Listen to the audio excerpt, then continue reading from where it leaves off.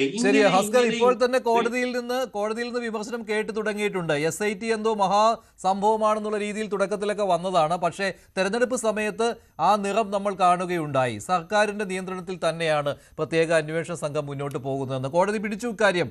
ഇനി അങ്ങോട്ടും കോടതിയിൽ നിന്ന് വിമർശനം ഉണ്ടായാലും കുഴപ്പമില്ല എന്ന മട്ടിലായിരിക്കും. പിന്നെ ഒരു കാര്യം, CPM-ഉം കോൺഗ്രസും തമ്മിൽ ഇക്കാര്യത്തിൽ ധാരണയാകുമെന്നാണ് ഷാബു പറയുന്നത്. ജോൺ ബ്രിട്ടാസും ഇതേ കാര്യമായിരുന്നു പറഞ്ഞത്.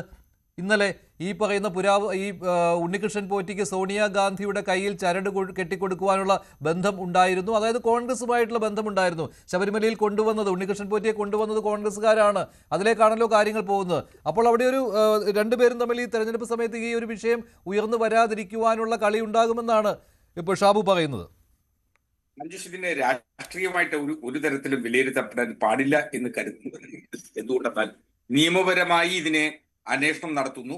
നിങ്ങളും മാധ്യമങ്ങളും പ്രതിപക്ഷവും അടക്കം വല്ലാത്ത വിശേഷണം SITക്ക് മേൽ നൽകുകയും SIT അതിസമ്മർദ്ദത്തിലാണ് പലപ്പോഴും SITയുടെ അന്വേഷണം മുന്നോട്ട് പോകുന്നത് എന്ന് കരുതുന്ന ഒരാളുമാണ് ഞാൻ. അതുകൊണ്ട് തന്നെ SIT നടത്തുന്ന അന്വേഷണം ഇപ്പോ അതിന്റെ ശരിയായ ദിശയിലേക്ക് പോകുന്നോ അത് മറ്റേതെങ്കിലും തലത്തിലേക്ക് പോകുന്നോ എന്നുള്ളത് വിലയിരുത്തപ്പെടേണ്ട സമയമായിട്ടില്ല. അത് ശൈശവ ദിശയിൽ മാത്രമാണ് അന്വേഷണം എന്നുള്ള ഒരു വസ്തുതയിലേക്കാണ് നാം വിരമിക്കുന്നത്. അന്വേഷണം അവസാനിപ്പിക്കാനുള്ള സമയമായി. ഹൈക്കോടതി പറഞ്ഞ സമയം തീരാറായി. നിശ്ചയമായും അല്ല, ഏതൊരു കേസ് അന്വേഷണത്തെ സംബന്ധിച്ചും 60 മുതൽ 90 ദിവസം വരെയാണ് പലപ്പോഴും ശിക്ഷയുടെ കാലാവധി അനുസരിച്ച് CRPCയോ BNSS ഒക്കെ നൽകിയിട്ടുള്ള സമയപരിധി എന്നിരുന്നാൽ പോലും പലപ്പോഴും ആ സമയപരിധിക്കുള്ളിൽ അന്വേഷണം പൂർത്തീകരിക്കുന്നതിന് അന്വേഷണ സംഘത്തിന് കഴിയാറില്ല എന്നുള്ള വസ്തുതയാണ്. വളരെ പരിമിതമായിട്ടുള്ള കേസുകളിൽ മാത്രമാണ് അന്വേഷണ സംഘം സമയബന്ധിതമായി കുറ്റപത്രം കോടതി മുമ്പായി കൊടുക്കാറുള്ളത്. ഇവിടെ വളരെ കൃത്യമായ ഒരു അന്വേഷണം നടക്കുന്നു. ആ അന്വേഷണത്തിൽ നാം ആഗ്രഹിക്കുന്ന തരത്തിലോ നാം വിഭാവന ചെയ്യുന്ന തരത്തിലോ അല്ലെങ്കിൽ നമ്മുടെ ഭാവനയ്ക്കനുസരിച്ചോ അന്വേഷണം പോകണം എന്ന് ആഗ്രഹിക്കുന്നിടത്താണ് ഇതിലുണ്ടാകുന്ന ഏറ്റവും പരമപ്രദമായിട്ടുള്ള പിശക് എന്നുള്ളതാണ് എന്റെ അഭിപ്രായം. എന്തുകൊണ്ടെന്നാൽ ഇവിടെ അന്വേഷണം വളരെ കൃത്യനിഷ്ഠവും സത്യസന്ധവും വസ്തുതാപരമായി മുന്നോട്ട് പോകുന്നു എന്ന് പൊതുസമൂഹം ആകമാനം നിലവിളിച്ചുകൊണ്ട് അട്ടഹസിച്ചുകൊണ്ട് അന്വേഷണ സംഘത്തെ അനുമോദിക്കുകയും അതിന്റെ മൊത്തം കാരണഭൂതരായി ബഹുമാനപ്പെട്ട കേരള ഹൈക്കോടതിയുടെ ദേവസ്വം ബോർഡ് ഡിവിഷൻ ബെഞ്ചിനെ അനുമോദിക്കുകയും ഒക്കെ ചെയ്തുകൊണ്ടിരുന്ന ഒരു കാലഘട്ടത്തിലൂടെയാണ് ഇപ്പോൾ കടന്നത്. ജാമ്യാപേക്ഷ മറ്റൊരു ബെഞ്ച് പരിഗണിക്കുന്ന ഘട്ടത്തിലാണ് മറ്റു ചില സംശയങ്ങളൊക്കെ തന്നെ പറയുന്നത്. ഇതിൽ ഏതെങ്കിലും തരത്തിൽ ഒരു പുരാവസ്തു സംഘത്തിന്റെ തട്ടിപ്പുണ്ട് എങ്കിൽ അതും അന്വേഷിക്കപ്പെടേണ്ടതിന്റെ ഒരു സംശയം വേണ്ട. അതാ എവിടേക്ക് പോകണം നമുക്കറിയാം. പക്ഷെ നമ്മൾ ആ സമയത്ത് ഇപ്പോൾ 2019 ഈ തട്ടിപ്പ് നടന്നു എന്ന കാര്യത്തിൽ സംശയമില്ല. ഇപ്പോൾ അത് ആരും സംശയം പറയുന്നില്ല. ഇനിയിപ്പോൾ പ്രതികളിൽ ഒരാൾ N വാസു ഇതിൽ നിന്ന് രക്ഷപ്പെടാൻ വേണ്ടി അവസാനം ഉപയോഗിച്ചിരിക്കുന്ന തന്ത്രം എന്ന് പറയുന്നത് 1999 സ്വർണം പൊതിഞ്ഞിട്ടില്ല, അതിന്റെ കണക്കില്ല എന്നുള്ളതാണല്ലോ. അതായത് അന്ന് തന്നെ തട്ടിപ്പ് നടന്നു, അവിടെ വിജയ് മല്യ നൽകിയതിൽ യഥാർത്ഥത്തിൽ തങ്കമല്ലായിരുന്നു എന്നുള്ള രീതിയിലുള്ള ആർഗ്യുമെന്റിലേക്കാണ് ഈ ജാമ്യം കിട്ടുന്നതിന് വേണ്ടിയുള്ള ശ്രമം നടക്കുന്നത് പ്രതികളിൽ ഒരാളുടെ ഭാഗത്ത് നിന്ന്. തുടക്കത്തിൽ CPM പറഞ്ഞിരുന്ന ഒരു ന്യായം കൂടിയായിരുന്നു ഇത്, അന്നത്തെ കാര്യങ്ങൾക്ക് കണക്കില്ല എന്നുള്ളത്. പക്ഷേ ഞാൻ ചോദിക്കുന്നത്, ഈ സമയത്ത് ദേവസ്വം മന്ത്രിയായിരുന്ന കടകംപള്ളിക്ക് ഇതിലൊരു ഉത്തരവാദിത്വവും ഇല്ല എന്നുള്ളതാണോ?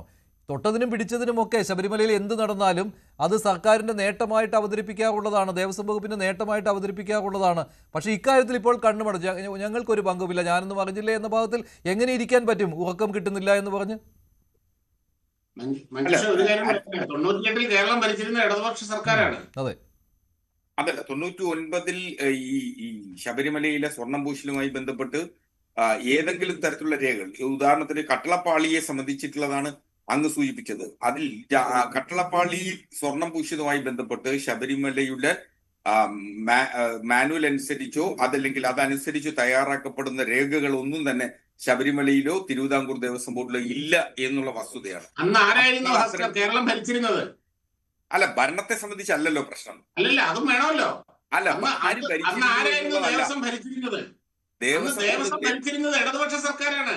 അല്ല, ദേവസ്വം മന്ത്രി ഇടതുപക്ഷ സർക്കാരിന്റെയാണ്. ഷാബു പ്രസാദ് അങ്ങേക്ക് വളരെ കൃത്യമായിട്ട് അറിയാൻ പറ്റുമല്ലോ. ഒരു തിരുവിതാംകൂർ ദേവസ്വം ബോർഡോ മറ്റേത് ദേവസ്വം ബോർഡോ ഒരു ഓട്ടോണമസ് ബോഡിയാണ്, സ്വയംഭരണ അവകാശം പറയുന്ന കാര്യമാണല്ലോ. അങ്ങനെയാണെങ്കിൽ ദേവസ്വം മന്ത്രിമാർ ഏതെങ്കിലും തരത്തിൽ ദൈനംദിന പ്രവർത്തനങ്ങൾ ഇടപെടുന്നു എന്ന് പറയുന്നത് പാടില്ലാത്തതാണ്.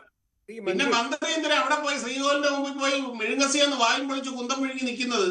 ശ്രീ മഞ്ജു. അങ്ങനെയല്ല, ദേവസ്വം ബോർഡ് ഭരിക്കുക എന്ന് പറയുന്നത് ദേവസ്വം ബോർഡിന്റെ മാത്രം ഉത്തരവാദിത്തമാണ്. അല്ലാതെ ഒരു കാരണവശാൽ സ്വയംഭരണാവകാശ സ്ഥാപനത്തിന് മേൽ കടിഞ്ഞാണ്ടിടുകയോ നിയന്ത്രണം ഏർപ്പെടുത്തുകയോ ഒക്കെ ചെയ്യുക എന്ന് പറയുന്നത് മന്ത്രിസഭയ്ക്ക് ചേർന്ന പ്രവൃത്തിയല്ല.